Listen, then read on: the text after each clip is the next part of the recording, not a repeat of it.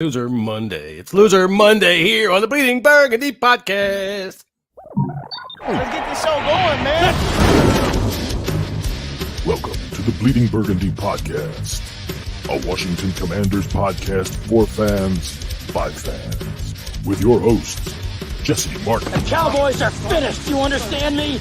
John Taman. Pull down my trousers and do your job. Scott Hartley. That was dreadful. And occasionally, Keith Gregg. So many social engagements, so little time. And now, your host. Yeah, that's me. I'm your host, Joe Blow, whatever. I don't give a shit. It's fucking Loser Day Monday. Joe Blow. Yeah, Joe Blow, Freddie Flo. Fuck this fucking shit. Fucking A. Fuck. What else are you supposed to say? This is fucking Giants fucking lost Monday. I am so sick to death of getting just humiliated like this on a constant basis by this football team that just can't ever seem to be prepared for humiliated. I mean, it was embarrassing. It was. I'd rather suck my dirty socks than to watch what we watched yesterday. And my socks are fucking dirty. Let me tell you. Fucking tell you. Fucking, you can throw them up against the wall and they'll stick. I mean, all right. Well, I'll tell you what. Since I'm sitting here doing two things at once, I'm going to focus on doing one thing at once, and that's going to go ahead and throw it over to my friend Jessy. Who I can't ever point it the right direction. Jessy, how are you doing today? Now, I come onto the microphone today before we even load up the show, and Jessy, that fart must have lasted almost fucking 23 seconds. If we'd have had the timer on, I'm telling you what, that would have been a 23-second fart easily. Oh, that I was getting ready to call the Guinness World Records, John. It wasn't even my best of the day. Not even, well, I'll tell you what, that was cabbage incredible. and collard greens. That's what I've been having this week. And I'm gonna say this too. Hey, ladies, that's a virgin. All right. How are you down there, my friend Scott from Barrow and Ferns, UK?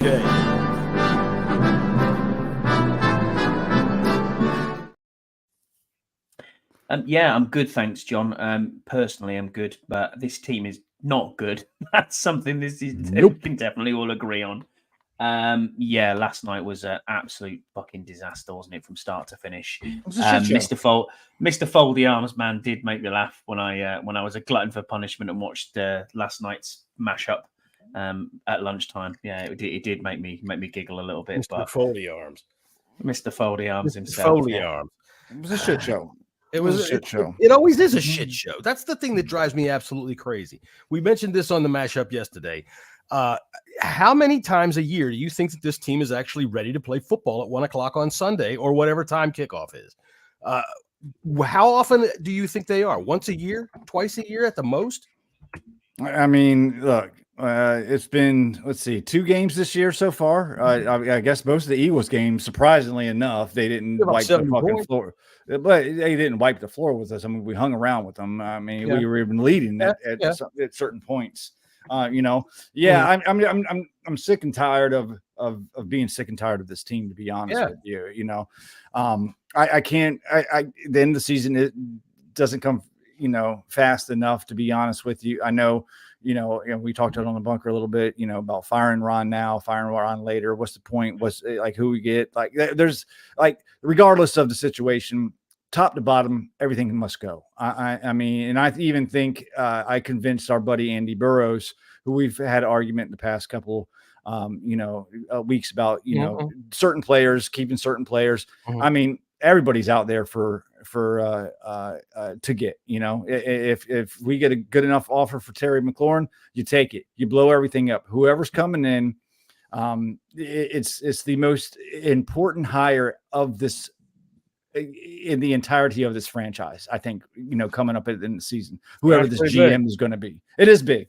It is. But for where we've been the past some odd years, 25 plus odd years, towards the future of this team, and we got to get this thing changed. Otherwise, you're going to lose people for good. You brought some people back. Okay. From and this is what new ownership. This is what you gave them.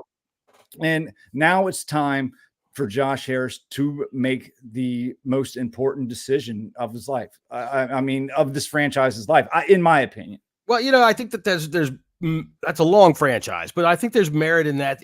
Yeah, man, this is a fan base that is all but crumbled. It's all but gone, right? Snyder getting sold brought a lot of people back. We saw how many people showed up at the rallies and all that kind of stuff like that. Sellouts at a couple of games. Of course, they do have a sliding scale for sellouts, but we've seen that stadium get a little crowded. They begged us. They asked us to come back. Yeah. And, it's not even about the product on the field, all right?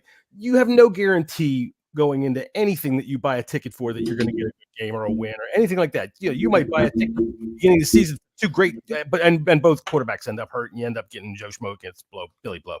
But the fact of the matter is, it's the piss poor, unbelievably bad fucking play out there on the field. It is the absolute lack of give a fuck by any of the coaches.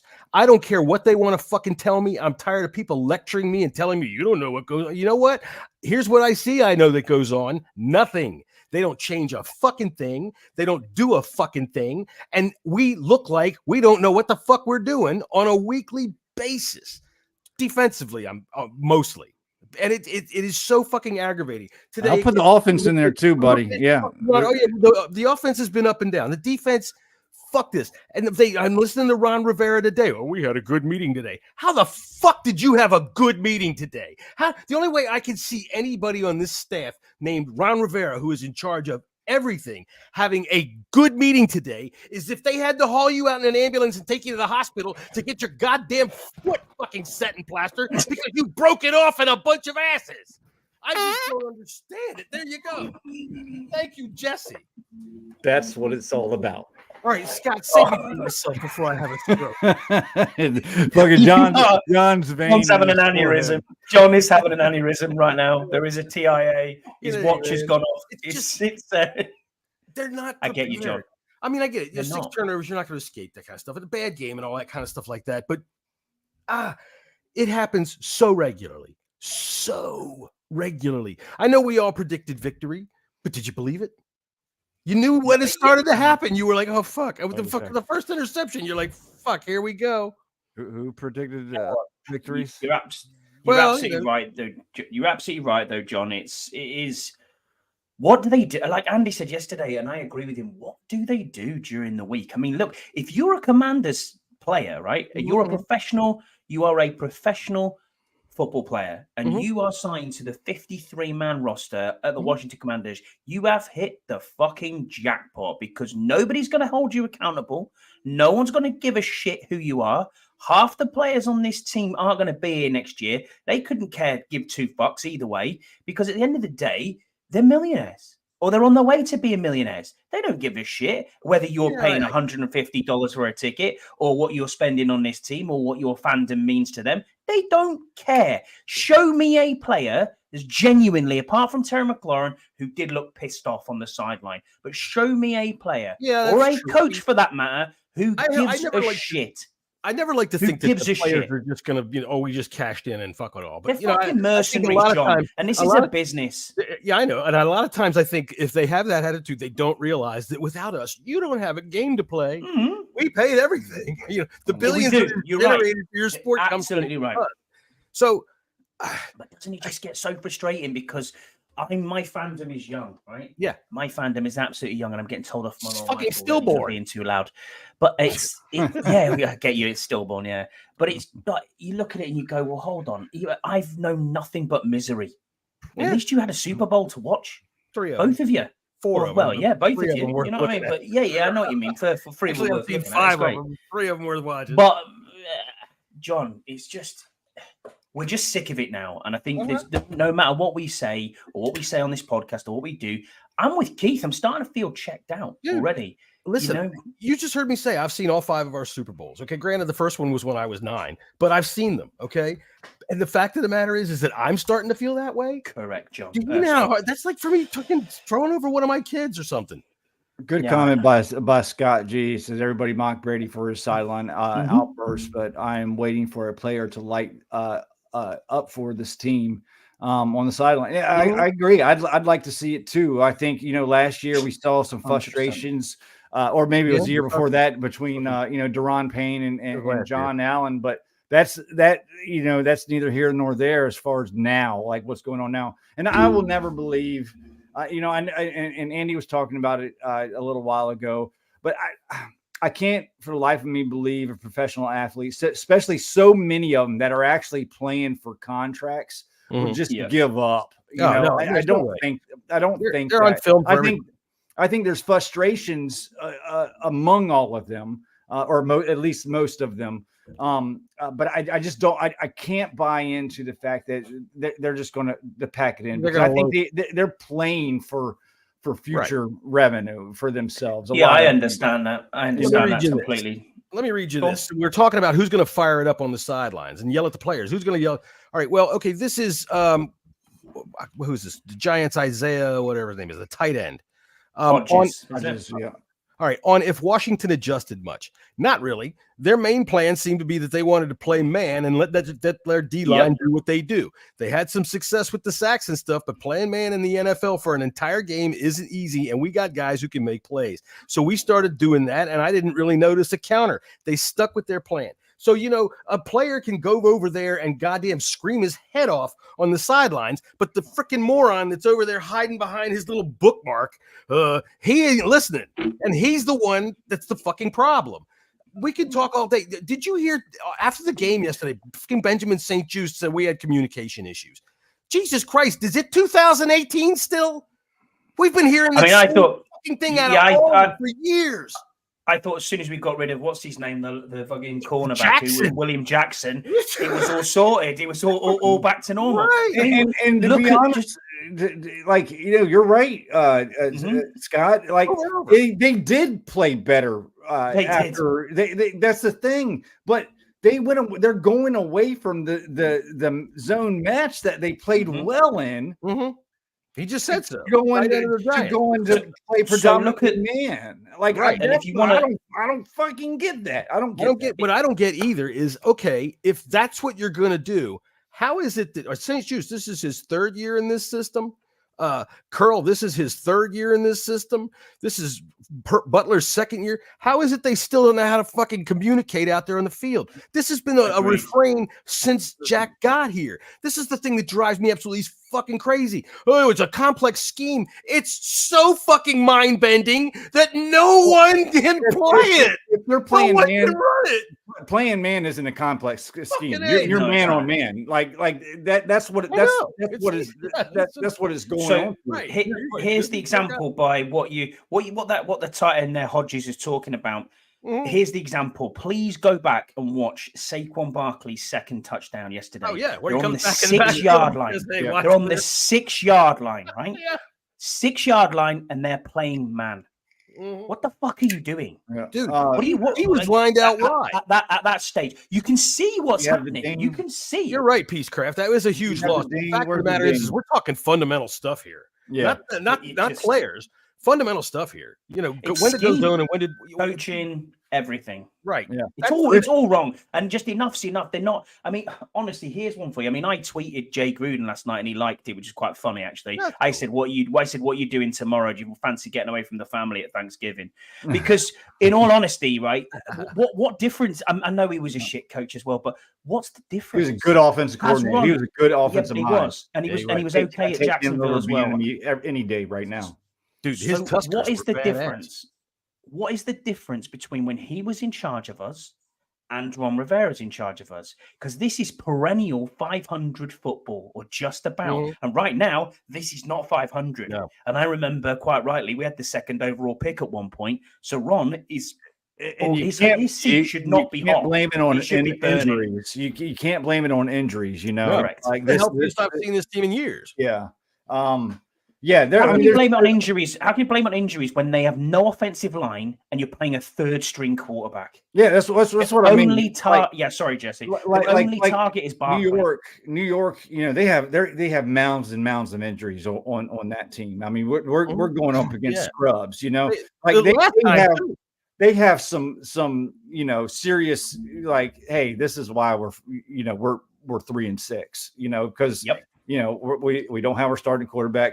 90% of our line has been injured all week long. A lot of our defensive players, we don't have enough, so they have excuses. we don't have excuses. No, none whatsoever. There's no excuses for this team right now. Well, they played well at the front. They got after DeVito. They sacked him 9 times. But the plays that he wasn't sacked, he lit them up. He ate wide them open. Listen, Cam Curl had his worst game in a Commander's uniform, Sure, I believe, yesterday.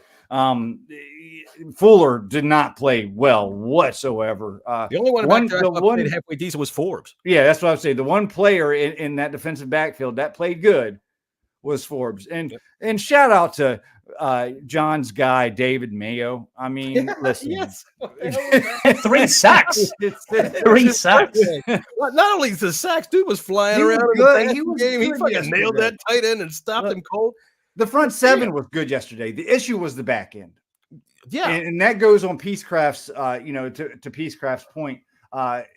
Absolutely 100% right.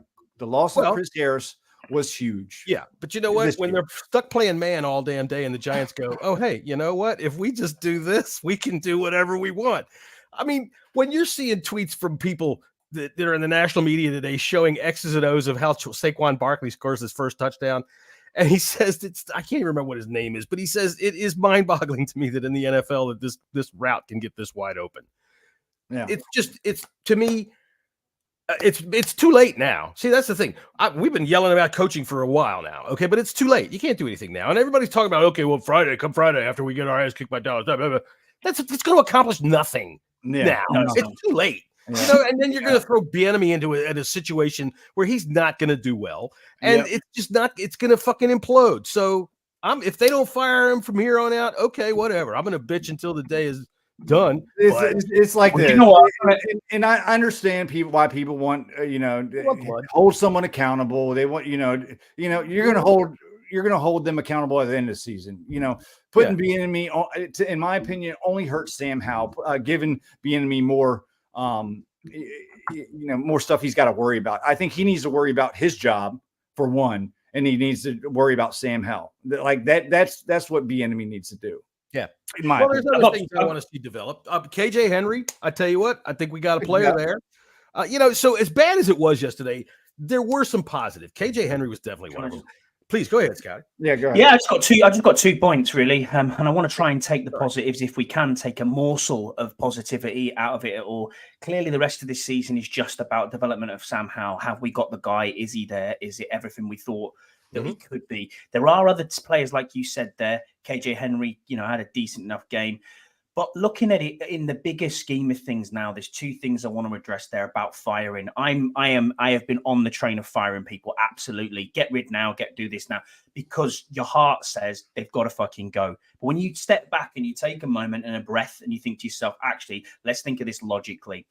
Doing that right now is not going to be the right idea for Josh Harris either, because the new coaching staff that come in then think to themselves after 10 games, oh shit, am I on the hot seat here? Am I going to get fired quite quickly because of his reputation of what he's done in the NBA? That does not help the situation at all either. The second thing that's really going to be a bit of a positive over the offseason, and I know I'm looking towards the offseason, which is not always the best thing to do, but the eventual GM and head coach that's coming in here, they're going to have 90 million in cap space, 3 picks in the top 40, 5 picks in the top 100, a possible QB to build around. It's a good destination to come here as a DC or a head coach or even an offensive coach. Yeah. We just, what I mean? This is going to be a desirable destination, new ownership, new fan base, a fan base that's, going to be hopefully, enthralled about and excited about what can happen with Sam Howell. But we're clutching at straws again. I just want to see winning football. I believe there's talent here. It's not a ton of talent, but I think if you are a new coach or somebody that's on the market or something like that, and you look at, if you're on the defensive side of the ball, of course, Allen and Payne are going to stick out to you there. You look at Henry and you think about that. You look at these defensive backs because Forbes is young. They can't be as bad as they are constantly left out to play. They're always fucking found out. Whatever Jack. I don't think State Juice is good. I don't know that it's maybe it wouldn't float your boat, but on offense you've got decent receivers, you've got some decent speed, you've got a good running back.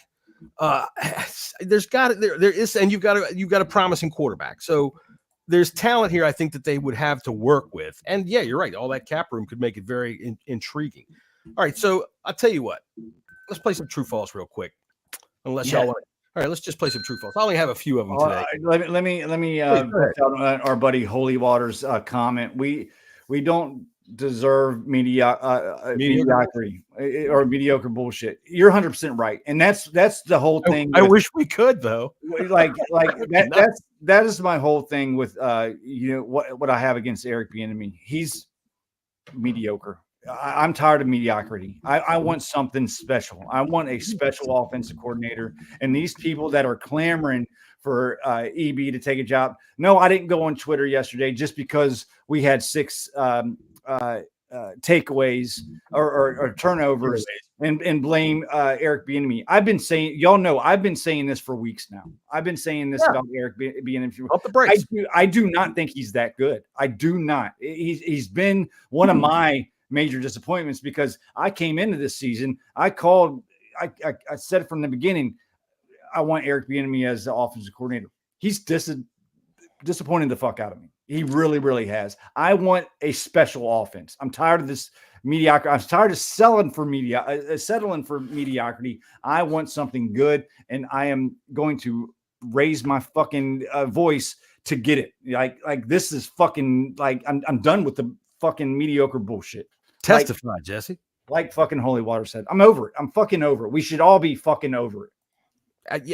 What I get tired of more than anything is to have them come out in those press conferences and piss on my leg and say, "Look, it's raining," and no, it's not. Don't tell me about the one thing that Ron says in his press conferences. It's 100% true. Is we're not going to change anything. No shit. And everybody knows it. Every single offensive coordinator that plays against that fucking defense goes, look what we can do. And they do whatever the fuck they want. It's a really sad state of affairs when you are the get right team. We are. We're 100%. And that is it. I mean, look at New York Giants have won 3 games all season. 2 of them are against us. We've won 1 game at home. Mm-hmm. 1. Yeah. And I was there for it. That's sad. We were all there. That is sad. I mean, where do you go? Where do you go from here? Because it is mediocre, but I also think we've picked up mediocre players and we've never addressed what we actually could have had. It's all about this GM. This GM coming massively in. Massively all about that, Jesse. You're absolutely right. That's what I was saying earlier. It's the most important hire Josh Harris is ever going to make. So yesterday, we turned the ball over 6 times, all right, including 1 for a touchdown on all but the last play of the game, all right? And we're still in the game. All right. So for Bieniemy, where do you rank his game plan? If you could say, all right, if Thomas doesn't fumble, if he doesn't throw those interceptions, how well could this team move the football? And was the game plan adequate? What do you think? Jesse, go ahead since you're talking about Bieniemy. No, the game plan was not adequate. Listen, I appreciate that he ran the ball more in the fourth quarter when we're down by 2 scores. But exactly when you're fucking down by 2 scores with 10 minutes left in the fucking fourth quarter and you're running. Well, it worked because they didn't know they were like they're doing what? Yeah. Well, no, I'm talking about. Going down, it was like 2 second and 6 or 3rd and 6, and you're going to fucking run the ball and get negative yards. So now you're making it a 3rd and 9. Mm-hmm. How stupid can you be? That was a dumb fucking play call, and you see this throughout the games. This is not just this game. This is the whole fucking season. He doesn't come in with a good game plan coming in. He tries to make adjustments at halftime way too fucking late. Like, where's this genius game planner that we were promised that we all heard of coming out of Kansas City? He's not there, and people are fucking sucking his dick about this shit. And I'm sorry. Listen, if you go back and fucking look, really go back and watch the game. I watched the games multiple times. Okay, most of Sam Howell's big plays come off broken plays. They're not Bieniemy's called plays. These are after the plays have already broken down. So get the fuck out of here with this fucking Eric Bieniemy's should be the next head coach bullshit. If it is, I'll tell you what. I've said from the start, this all smells like it was something set up from the get-go. If you're buying this team, this is what's going to happen. Wink, wink, says Roger. So for me, when it comes down to Bieniemy's game plan, the fumbles and things like that, Sam was bad. He didn't play well. All right. He had bad fucking interceptions.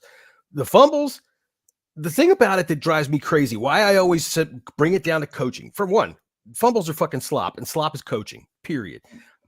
We've seen why Gibson fumbles all the time because he doesn't cover the ball. In this situation, we were this close to having Thomas's knee down. We're this close to having Pringle's forearm down and those fumbles negated.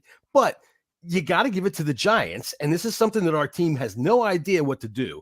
They punch it that fucking punch ball out the whole damn time. Our team, you ever watch our team try to cause a fumble? They grab at it like they're 6-year-olds. Give me it. But give me it. Doesn't everybody know the peanut punch, John? We know don't. what I mean, throughout the league. Idea. I don't know, Ron. Listen, our first 2 seasons, we used to do that shit all the time. Yeah. We used to jump up. Our defensive line used to jump up and bat balls all the time. Yeah. You don't fucking see that shit no more. You don't fucking see that shit no more. Joe, And going back to the fucking Bieniemy tirade I was just on, who fucking doesn't practice the run game in the fucking offseason?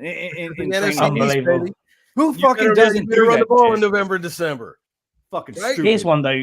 I mean, EB, looking at that, I mean, I was quite pleased. I know it sounds stupid. I know it didn't work, but we've been screaming about having a more balanced game for a long time. And we had a balanced play call yesterday. You cannot function for what is going to happen with fumbles on returns. You can't do that. It is a killer. But I mean, who fumbled yesterday? Rodriguez, Thomas Pringle fumbled, Thomas fumbled, Pringle fumbled, Robinson fumbled, and it was recovered. He got it back. So they got it back. Yeah. But so there's 4. You know what I mean? Actually, when you think about it that way, and then we've picked up some serious injuries as well yesterday, which is another shitter because multiple leg fractures. Yeah. And he reached out to me on Twitter, bless him. So he said, thanks for putting it up. So he seems to be okay. Thanks for putting it out. Oh, did you go make him feel better at the hospital? Yeah, I did. Yeah. He's my boy, man. I like him a lot. But free agent again in 2024. What we have to accept ourselves here is we're probably not going to win another game till the end of the season. We aren't. I honestly cannot see a win. And that is a sad state of affairs. I'm calling it right now. We are going to beat San Francisco. You know, really? the thing I'm saying none. Thing that would happen is that we're very competitive on Thursday, and we maybe lose by a field goal or even win. I'm telling you, right? Oh well, but no, there's no chance. Just can't see it. It's just we aren't going to win another game, and it's sad. It's a sad state of affairs. But you have to. I mean, why am I in November looking at the draft already and thinking, "Oh, Joe Alt could be here"? That's what it's just terrible, isn't it? It's rinse and repeat. It's rinse and repeat, cycle after cycle after cycle after cycle. But how long do we have to wait for this? Because my God, it's frustrating. Well, hopefully, it's seriously frustrating. Proper GM hire. All right, so let me do some quick true or false here. Go on, let's do it then. All right, I got a couple of them. All right, Jesse, Eric Bieniemy will be our next head coach. Fuck no. I don't know if is that feelings or what do you think? No, absolutely not. Not with what. Not with. Yeah, no way. No, I don't think so. He hasn't done anything to warrant it whatsoever. I mean, okay. I'm not. Depends which way you depends which way you skin the cat. If you're saying interim head coach, possibly. I don't know why you would skin the cat though. No, I know what you mean. But Friday, I think he could be interim head coach, but I don't want him to be. I mean, when they think to shave the minge, isn't that what it is? Is that what you were talking about? I don't know. There's more ways. It's a saying, isn't it? There's more ways to skin the cat. I don't know. I don't know where that comes from. Probably what that means. Telling you what. Maybe. Who knows? That's for the Bleeding Burgundy after party show. That's right. If you subscribe on Patreon, we will talk. We don't have a Patreon, by the way. So oh man! You get John's back catalogue and Yam's back catalogue of hentai porn. It's there. I tell you, my catalog of hentai porn. I don't know. You probably have got one, to be fair. I don't know. I'm trying to find my damn porno music here, and I can't find it. It's not there anymore. There it is. Jessy will tell you the full story of seeing Bigfoot at training camp. No, I'm more interested in talking to Yam about this octopus tentacle porn they like over there in Japan. What? Oh, baby. It's got 9 arms. Oh, yeah. 6 of them are in her mouth. What the hell are y'all people like that kind of shit for? That's weird. Yeah, they are. I tell you, I'm not going to try to be disparaging of any cultures or people or anything like that, but Japanese people are weird. Anyway, All right, well, yeah. Don't be giving me faces. All right, so look, we go over there. Scott and I are going to go eat sushi off of some woman's stomach, and let's take Jello shots from a belly button. All right. So anyway, okay, true or false? Scott, Ron Rivera survives the season. I don't want to. I want to say false, but I think it's true. Yeah, I think it's true too. Yeah, I do too. All right, now this is the big question, Jesse. The culture is better. I feel like this is a two-parter. I'm going to say true false. I'm going to say the front office and kind of operations, culture-wise, staff-wise, people, not necessarily all like football people, but your secretaries, your stuff like that. I think that has gotten better. The shit we don't care about. That's gotten better. Pretty much. But in real world thinking. But obviously we're still losing, so you can't. It's undecided. Undecided. All right, yeah. Scott, what do you think? Is the culture better? Well, I'll come back to you. Yeah, yes, it is off the field. Absolutely, yes. In what because way? And the only reason it is better is because we don't have a tyrant as our owner anymore. That is it. But that is it.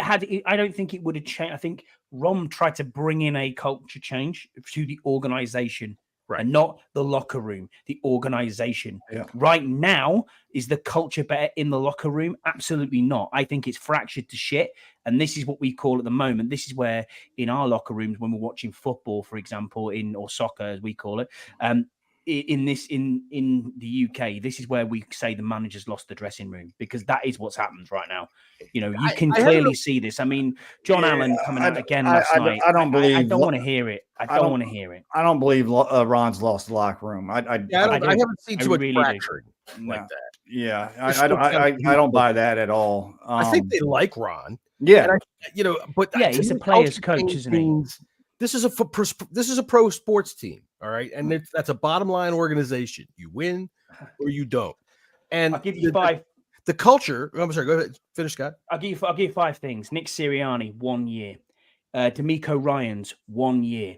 Dan Campbell, 2 years.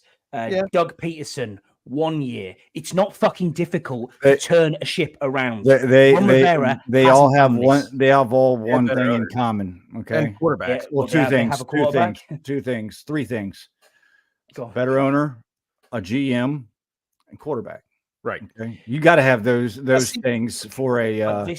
Again, Ron's downfall is he bit off more than he could chew. Well, dude, he says today in his press conference that we're learning to do things the right way. That's what's important to us. We're learning to do things the right way. We're still teaching you're still 4 years into learning this shit, and nobody does anything the right way. So what are you teaching him? This is the thing that aggravates me. He acts like he's some kind of fucking high school coach that has to be a dad to his kids. These are professionals. Professionals. I don't give a fuck how old they are. They are pros, and they have been working their whole life to be professionals. They're ready to be professionals. Stop fucking teaching them the right way to do things. Look, I would have played the fucking star this week, except he didn't get his bow tie on correctly before dinner on Friday, so he's out. Fuck all this stupid shit, man. This is the thing I get so sick of. This is why I don't think the culture is better. Culture in sports means you win or you lose. Getting rid of Dan Snyder, Ron had nothing to do with that unless he started planting all that shit around that got Dan in so much trouble. All right. But no, Dan got himself thrown out. Ron was just along the ships, kind of hanging on for dear life as all that shit happened. But we don't win. Okay. Well, we can attract free agents. Fucking Nick Gates. Gee, thanks. We should have told that motherfucker we live down on the other side of town by the bus station and never answered the door when he showed up. We aren't pulling in anybody that's fucking awesomely great wants to come and play here for this team. So no, our culture, I don't think has changed even slightly. The team might be a little bit more cohesive, but all that means is that they're holding on to each other through this fucking shitstorm that they can't get anywhere. They're going to end up 4-13 this year. When you see fractured locker rooms and people being disgruntled, you will start hearing it from the media. You haven't heard an ounce of that yet. I got you with that. But do you genuinely think that they are playing for him though? I do. I don't think that's true. I mean, I for him, I don't know. The efforts there. It's just they're not any good, and scheming sucks. Yeah, there's a lot of bad players on this team, but we like to hold these people up on pedestals because they're on our favorite team. But I'm sorry, I don't think Terry's a top 5 receiver like so many. He hasn't been this year. Fans, Commanders fans think so. The 2 supposedly dominant tackles that we had. Sorry, they had a good year together, but they're not top 5 defensive tackles in this league. Cam Curl, I love him as a 7th round pick, but he hasn't had the greatest year either. And then what do you have on the other side of the ball? You got a bunch of young players. Add Terry and Logan. We got a punter. We do got a punter. We have a punter. I think there's way more holes on this team than the good players on this team can fill. Yeah. You know what I mean? But like Ron is respected, and that is undeniable. Yeah, this goes. What's it get him? You're right. You're absolutely right. Now, listen, I appreciate what Brian went through and how he held the ship together. Sure. Through the time of turmoil, through his cancer, it is time for him to go. Yeah. Don't get me wrong.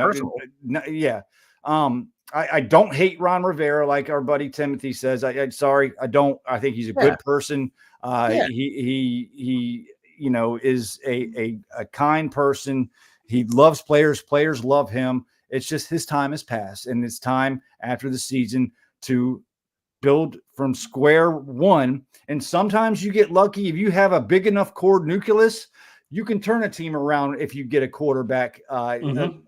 Jared Goff's a good quarterback. Okay. Sure. Yeah, he went to the Super Bowl with the fucking Rams. You get an enthusiastic, motivated coach and a couple more pieces.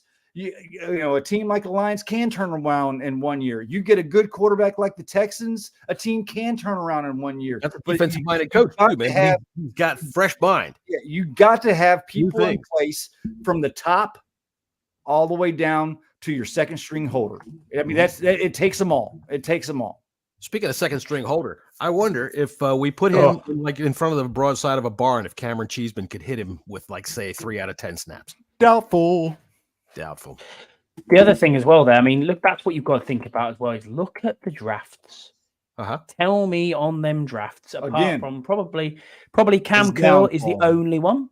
He's drafting, and is it him or is it the 2 Martys that have come in? Because they've been terrible. This latest draft has been awful. Fucking Fedarian Mathis is playing 30% of the snaps during the course of any given game, and what the hell? He's a 2nd round pick.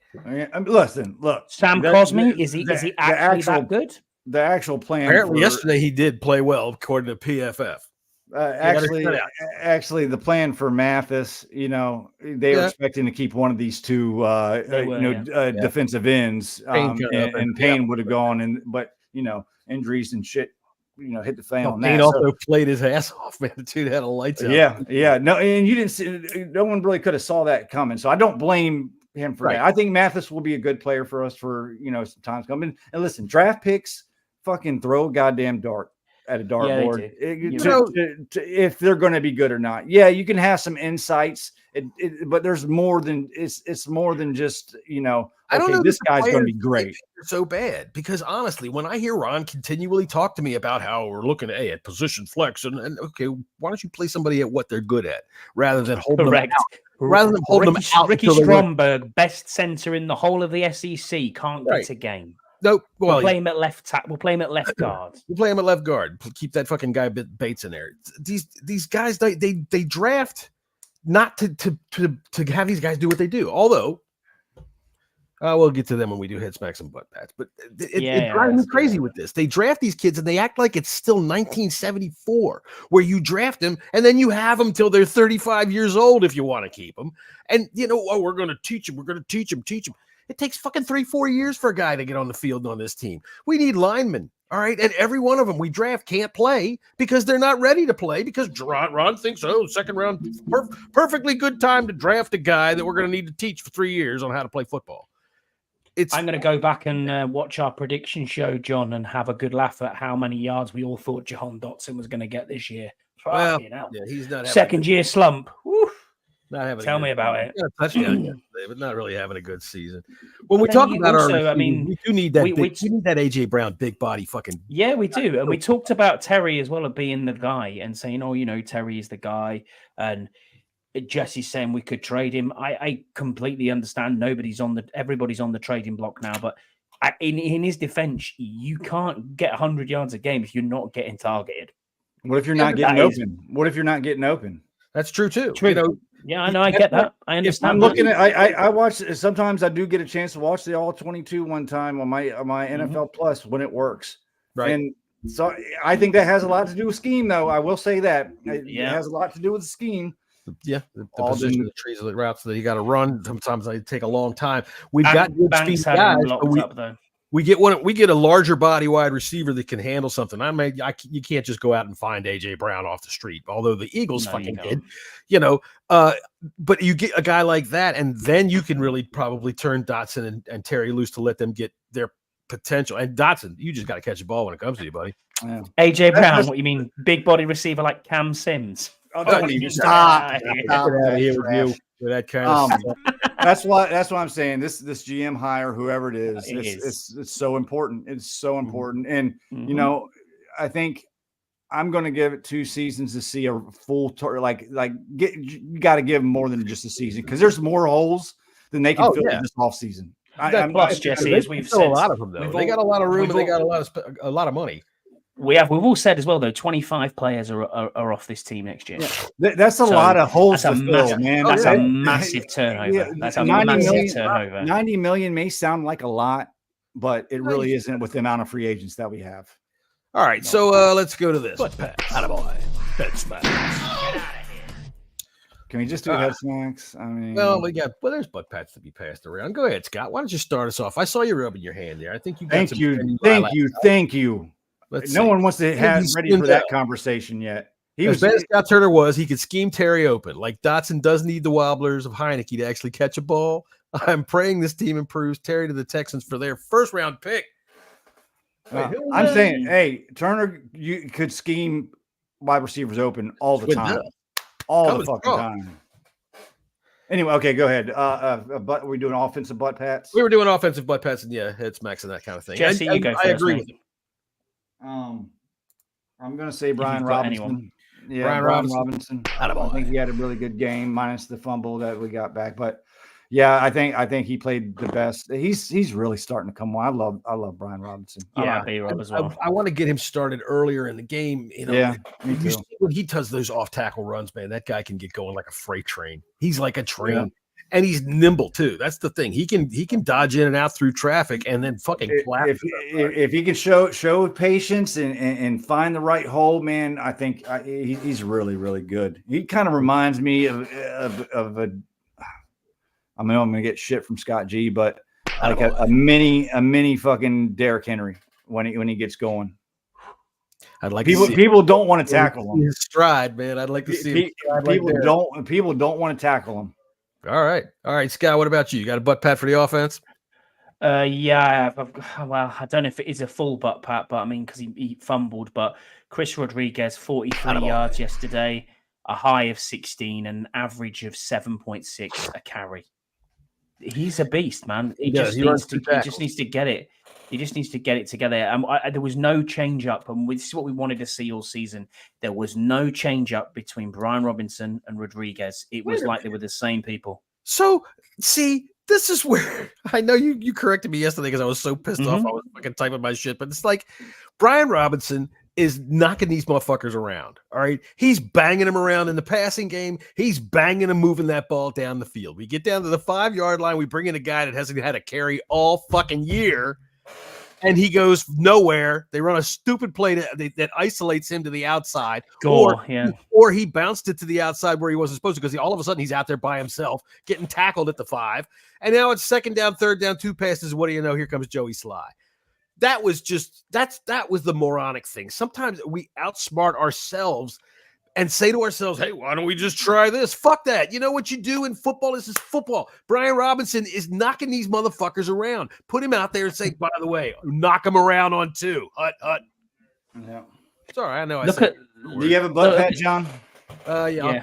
I'll give one butt pat on the offense to Sam Howell, not for his interceptions or anything like that, for the touchdown run. Because, dude, Mr. Pinball, not for me. That's the only reason I'll give that. I thought that was stupid. Hand the ball off. You know what? He gets up. That's the thing. He gets up. I know. I get that. He's a tough son of a bitch. I'll give him props for being tough. I'm going to give another pat for Charles Leno and for fucking Samuel going over there and standing up for him and fucking backing those boys up against the wall. So yeah, I'm going to give it one. I'll fight you on. I'll fight you on this one, John. I'll die on the hill for that one. They can get to fuck. Both of them. That is absolute bullshit. You ain't doing anything. You ain't doing anything there. Just. No, I'm gonna push you around a bit. I'm gonna rub your helmet a little bit. Oh, come on. No, disgusting. Samuel was throwing blows though. Samuel was throwing blows. He was okay. Yeah, he ended up ejected with his helmet going. But yeah, I mean, they can't pull out a knife or anything. I don't want to see Sam Howell trying his best to run into the end zone, ended up on the floor and going into the blue medical tent. Absolutely not. Not for me. When he hit do not do that. The second shot he took at the goal line when he just kind of just bounced backwards. Yeah. But man, I knew it. I could see it in him. You dude's got a center of gravity down in his goddamn ankles. You can't knock him over. You can't just knock him and make him fall down. He's just asking to get injured. You gotta get smart. Yeah, exactly, Jesse. How many times? Hang on. Can we just rinse and repeat what we've done here before? How many times have we seen an injured quarterback? Yeah. I tell you what. Last week, I'm listening to John Keim, and I think he was talking with Bram. It was his Tuesday show. Yeah. After the game, he says he feels better now than he did when he was in college. He says, I don't feel pain. I don't feel any. It's not. He thinks it's not so bad. So I'm thinking he got knocked on that play. But one bad fall on that right shoulder, and that's done. You're done. You're done. But look at that's what I mean. Look at all of the injuries we have at quarterback throughout the NFL. Yeah. It's only a matter of time, touching wood. But yeah, go on. Head smacks offense. Smacks offense, lots to pass around, I am sure. Go ahead. I will start, and Eric Bieniemy. You gotta put on a protective glove when you hit him on that head, because that is one serious bone he's got on top of that. Yeah, I mean, there's plenty of head smacks to go around, and people will say, "Well, you're just giving Eric Bieniemy a head smack for the 6 turnovers." No, I'm not. Listen, you made the mistake the first game we played for not preparing for Wink Martindale's defense. You did the same thing this time. You're still calling 5 and 7 step drops when you know you don't have a great offensive line. Right. I mean, they handled it early, very early. Like, come on, guys. I mean, we got to get better. You got to get better. You got to be better. You got to be right. Go ahead, Scott. Yeah, I'm going to give a head smack to Sam Howell. You cannot throw picks. You cannot throw picks like that. You had a terrible game, sir. Yes. Get better. Do not. What are you doing on 3rd down, running and going, oh, it's okay, I'll throw it deep. On the first, the first series of the game? And then at the end, when you think to yourself, there actually is a chance here, and I kind of believe that you're going to lead us down the field and we're going to win this game. You dink it off. And now I the ball up there. I think he thought he had. I mean, it was. Yeah, I think that was tipped as well. But even so, it's like, come on now. Do you know what I mean? I'll agree with you on that, because I thought he held the ball again yesterday, and not long. It wasn't like he was standing there like the rabbit caught in the headlights, just wondering what the fuck to do. But like on 2 of those interceptions, the ball did get hit. His hand got hit because it was just another flash of an instant that he held the ball to give that receiver that extra chance. But yeah, you're right. You're 100% right. Even though I gave him a butt pat for that touchdown run, he played badly yesterday. He made stupid decisions. It was terrible. Poor throws. He was throwing freaking jump balls up there, man, and it just wasn't going his way.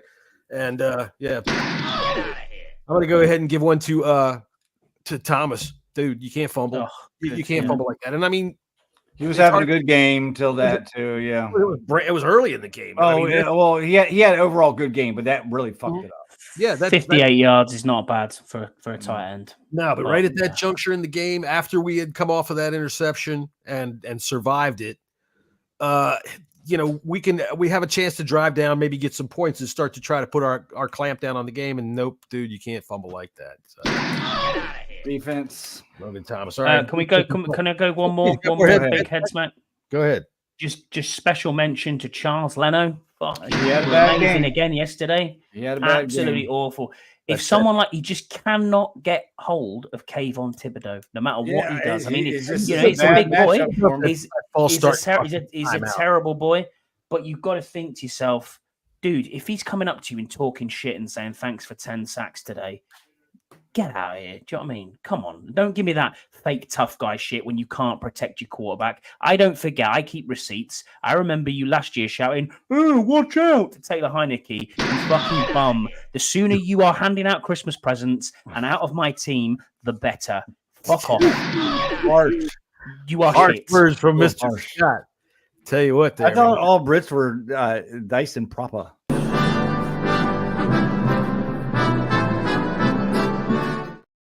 Fuck right off. Maybe it's just difficult going from Trent Williams to Charles Leno. You know what I mean? Fuck Keith's corner. We're going Scotty's potty. That's right. Scotty's we got to work on your rhyming dictionary. Yeah, I like that. All right. So my head smack on the defense is it's Jack Del Rio, man. And it's just because you cannot just leave when the tight end says there's just staying in man. And you can't do that. This is the NFL. This is college. You can't even do that shit in college. They'll eat you up, man. You can't just leave your. We say it all the time. They disguise nothing, and then when they line up at pre-snap, the fucking quarterback break the huddle with 20 seconds, 25 seconds to go or whatever, and he can just stand there while the offensive coordinator looks down over the field and goes, "Oh, okay, well they're going to do this. So here, why don't you do that and call me back, and when you get to the huddle on the next play." And it happens so goddamn often. I can't stand it. Listening to St. Juice tell me yesterday they have communication problems, motherfucker. How what is this fucking defense written in ancient? The reason they've got communication issues, John, is he's fucking speaking in French. Of course, they're not going to understand him. I got five heads back, Scott. So you want to go ahead first? I'll take one. I'll take one. Kendall Fuller, mate, you need to be in an infomercial for you need to be in an infomercial for Medicare. You were fucking juked out of your socks by someone. How old is this guy? That was bad. Where's the Zimmer frame, mate? I do not want anything to do with you whatsoever. And you're only 30. I thought you were 45 yesterday. The way you played, his cleats are still stuck in FedEx Field. That was That's so right. bad. Cam Curl, Percy Butler, Benjamin St-Juste, Danny Johnson. You said Kendall Fuller, the whole secondary. Besides Emmanuel Forbes, I thought Forbes played well. You, your friends, and your Johnson. That's right. You, your friends, and your Johnsons. Get the fuck out of here. Scott, we agreed third time.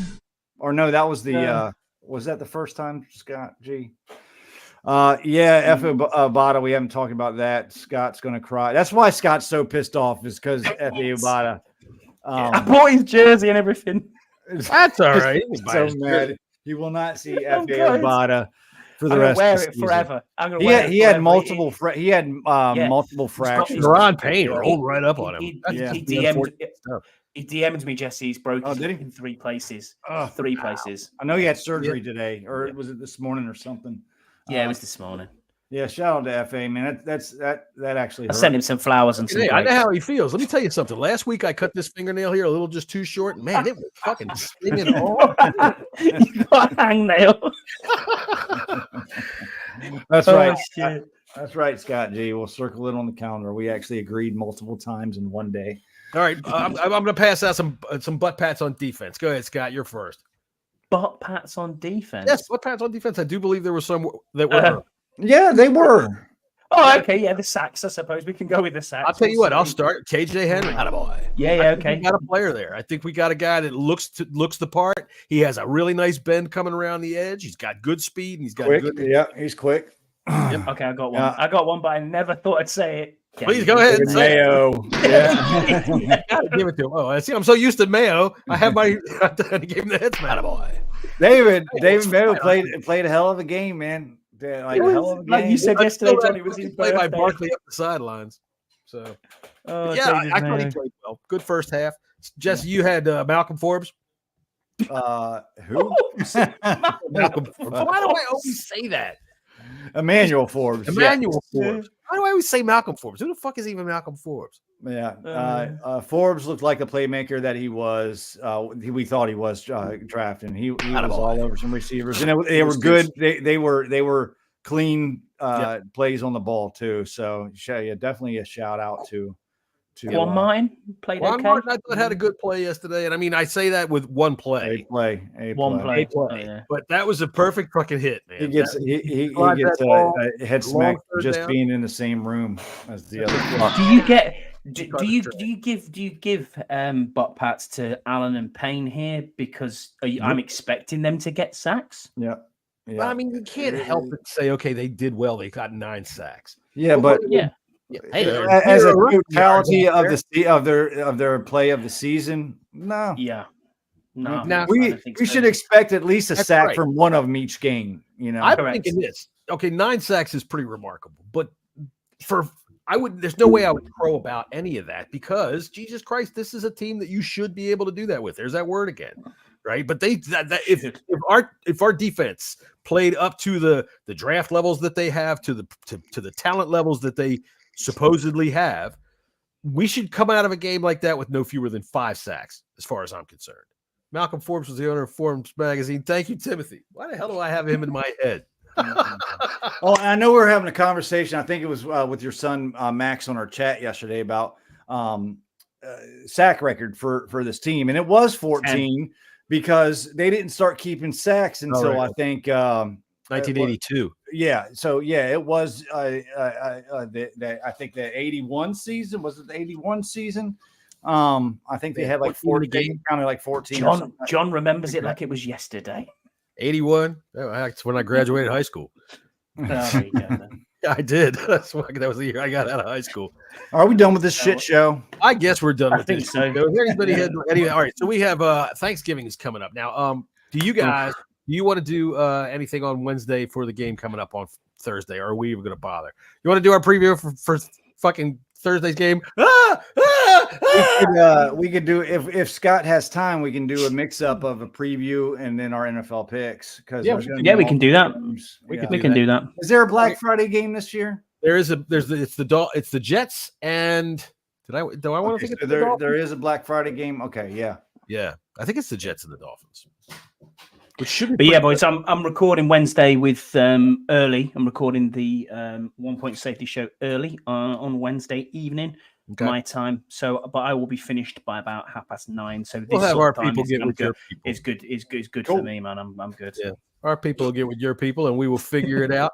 And for those of you that don't see us, have a happy Thanksgiving. And hey, listen, man, drive safely if you're out there on the roads, and hit those like buttons, give us a good review or whatever it is you want to do. It. Thank you very much, Timothy, for setting me straight on Malcolm Forbes. I appreciate that. 50-10. Oh man, I listen. He's probably not far off base. He's not far off.